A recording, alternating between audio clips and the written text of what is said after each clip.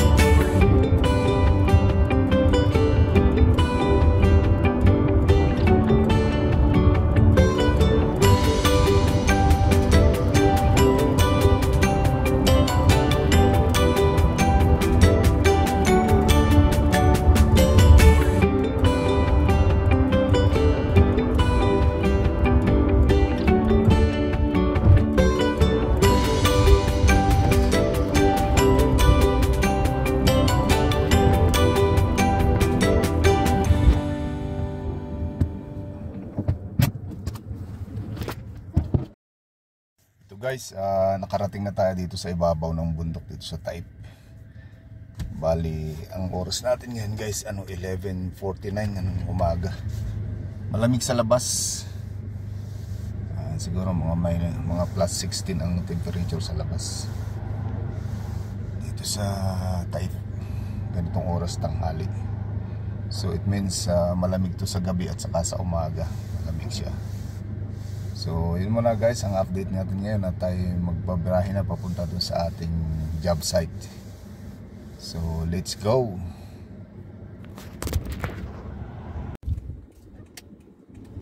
Yan guys, oh. Daming unggoy dito.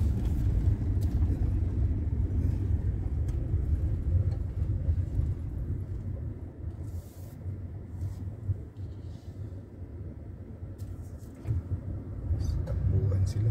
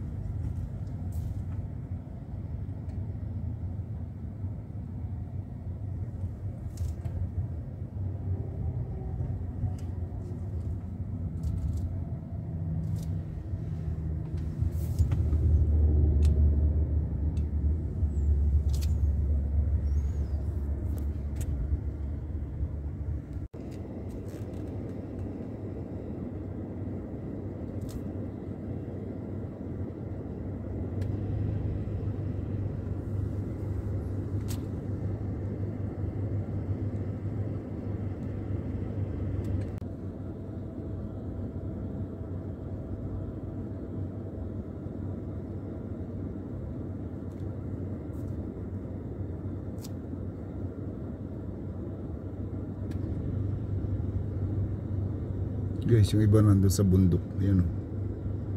Ayan. Sila sa bundok.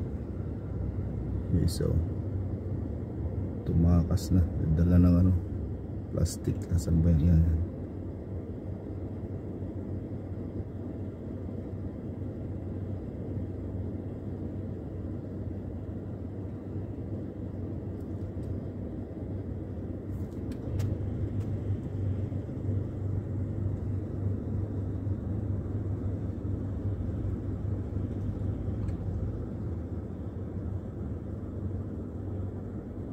Daming dito guys, wild na monkey. Talagang wild pala talaga to. Sada. Wild talaga. Dito sila eh. Yung sa highway kang sa zigzag di ko na videohan kasi mahirap maghawak ng camera habang nagda-drive. Iba na daw sa bundok yan. Yan oh.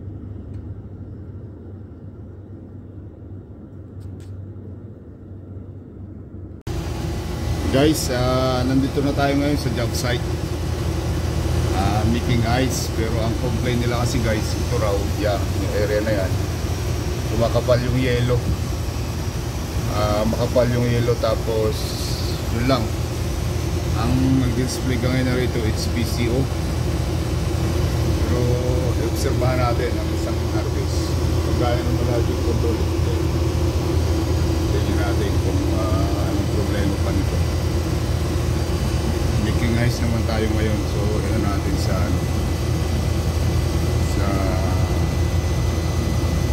service tayo, tapos check, tapos tayo sa diagnostic,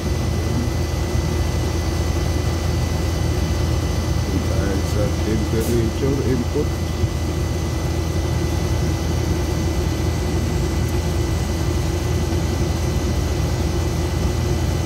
Okay naman lahat dito. Siguro tayo sa real time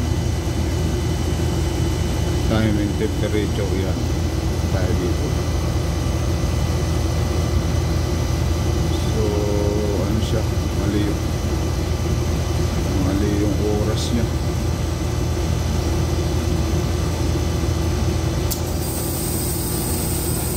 Nako,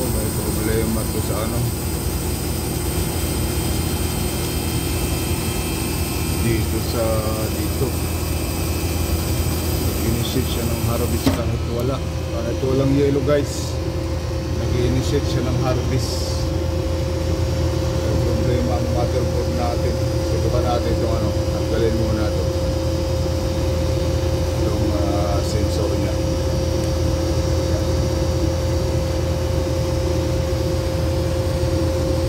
Sana magka-problema ang motherboard, napakamahal.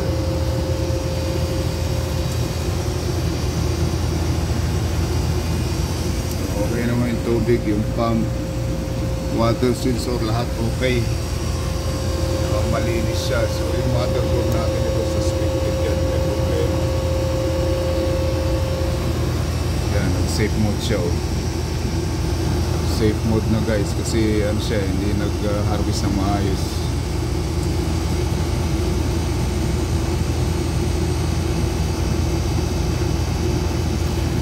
So yun mga guys. Tingnan guys, oh, pagka ano, may problema yung unit, nakasulat dyan safe mode kasi may problema tayo eh. So tingnan natin yung ice thickness natin, baka ano, yung ice thickness natin si ano, suspected magkakaproblema.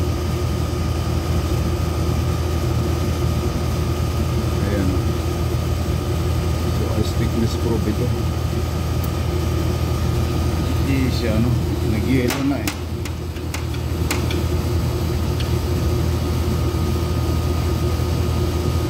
Ayaw mag-initiate ng harvest.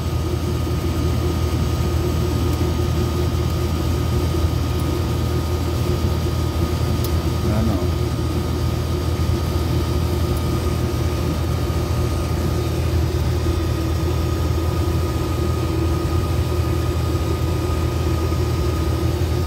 Pala yellow guys, pero ayaw pa rin. Saka ang taas na ng rating niya, 15,000 na yan, 8,000 MHz. Amen. So yung ice thickness natin, ayun, ano,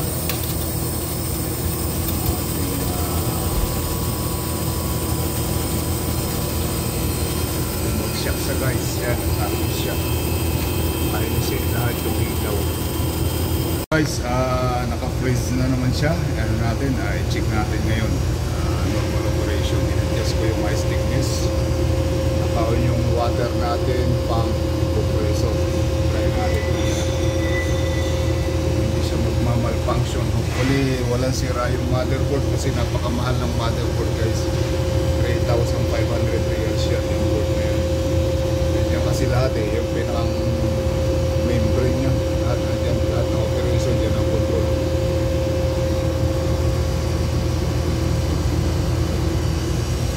Ayan, nagkaano na ulit siya ng tubig, nag-refill.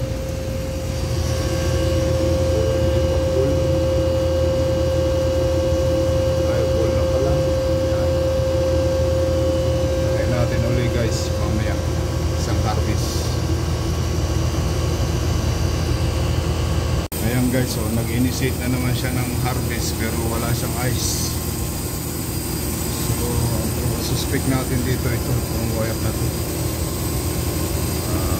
Ikabit natin yung bago. Malaman natin kung yan talaga ang problema.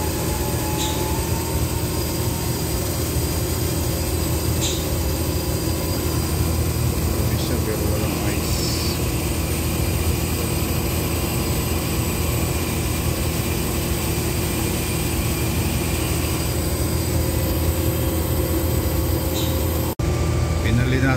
Pinalitan natin guys ng ano, ng ice thickness. Ito yung existing dito sa unit, pang ano na nga to eh. Simula pa ito nung ano, nung installed, siguro mga 7 years na ito, hindi napalitan. So pinalitan natin ng iba ngayon. Tapos obserbahan natin kung ano mangyayari. Yan.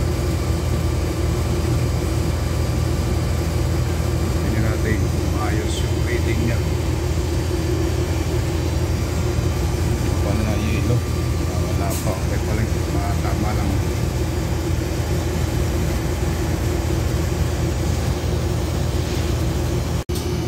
Sige tayo guys. pala tayo ng event log. Anong event log niya? Long harvest. Yan o. So okay, mag-harvest siya. Power load. Yan, yung mga display na SPCO fault. So, oras lang guys, hindi tama. Yung ITP pala ang problema natin. Ito yung ice thickness probe, ITP. Yan. 15.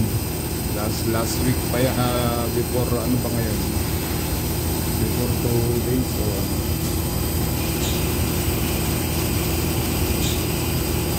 water port yan. Ang dami niyang ano, ang dami niyang display na problema. I-clear natin guys yan para ma-observe natin. Wala na.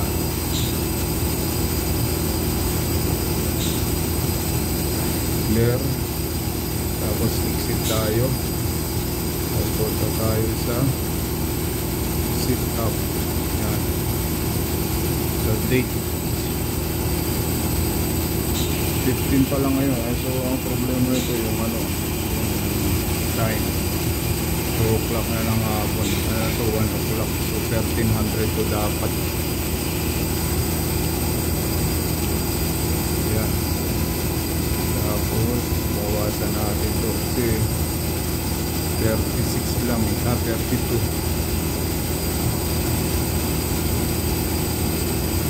Pwede na yung 33 yan. Pwede na yan, yes. Ano yun? Time configuration. Ano yun? Ito yung mga setup nya guys. Sitting tayo. Exit na tayo dyan. Exit na tayo dyan. Exit na. Nabago na natin yung oras. Exit na.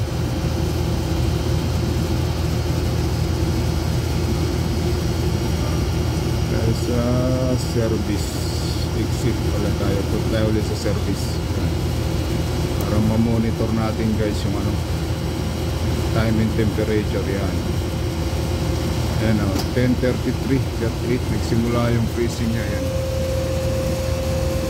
orasan natin yun kung ilang minuto yan. So hopefully mga 15 minutes lang yan. Kaya na ulit. So guys, balik pangatlong harvest niya na kung harvest ulit siya. Ano siya, 14 minutes now. 14 minutes. So, ano, 14 minutes. Ano pala ito? Oras pala yan. 7, alas 2 na. Alas 2 na ng hapon. Pero wala namang ano eh. Ito lang. Ayan. Yung talagang ano niya. Harvest na naman guys, yan. So yun lang guys, ang problema nito ice thickness probe. Ito yung sira niya. Sabihin ko doon sa customer. Medyo may kamahalan lang siya, pero at least solve na yung ano nila, yung problema rito sa ice machine. Ito, bumili na nga sila ng yelo eh. Ayan, oh. Bumili sila ng yelo. Pero yun, bumagsak na. May pabagsak pang uling isa. At tayo makabiyahe na pabalik para matapos na ito. So at least minor lang yung problema yan. Akala ko yung ano kanina, motherboard, napakamahal yan, 3,500 mahigit yan.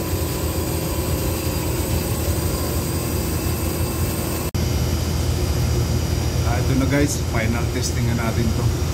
Naayos ko na yung connection niya. Pwede yan. Final test na to guys. Ito yung ating ice thickness. Ayos naman ang rating niya. Alas 3 na kasi. Kailangan ko na makabalik na yung daan na gabi sa daan.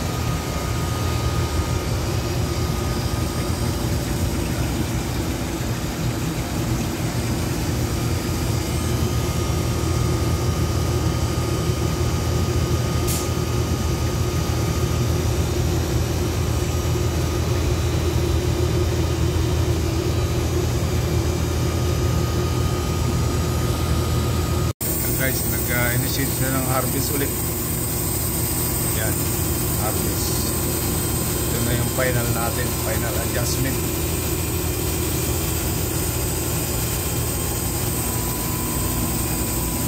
Final adjustment tayo guys. Ito na yun.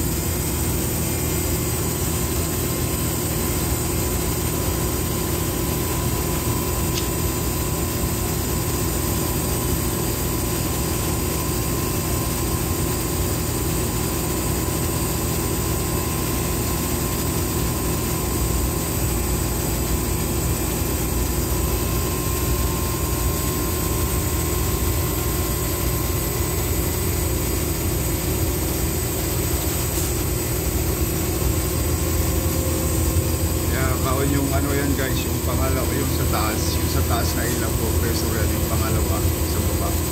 Hot gas yan, naka-initiate yung hot gas natin kahon. Ayan yun.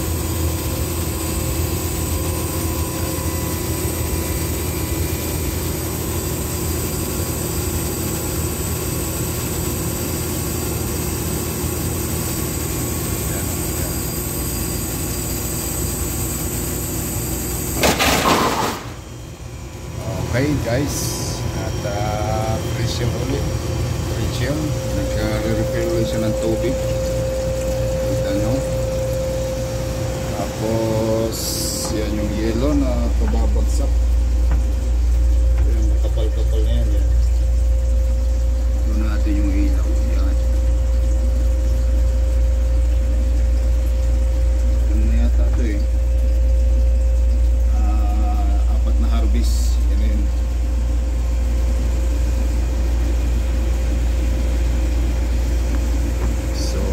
Tapos na guys, at ano na tayo. Nagre-refill naman siya ng tubig.